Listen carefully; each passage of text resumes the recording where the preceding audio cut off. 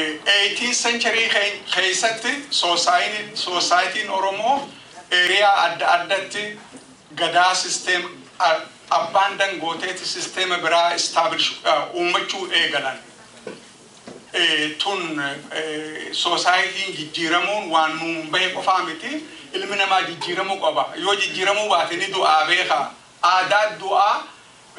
cultureatu jijjiiramee wanta taa jijjiiramni sunis economy irratti rarra tanaa jecha addayyuu kan hin tahin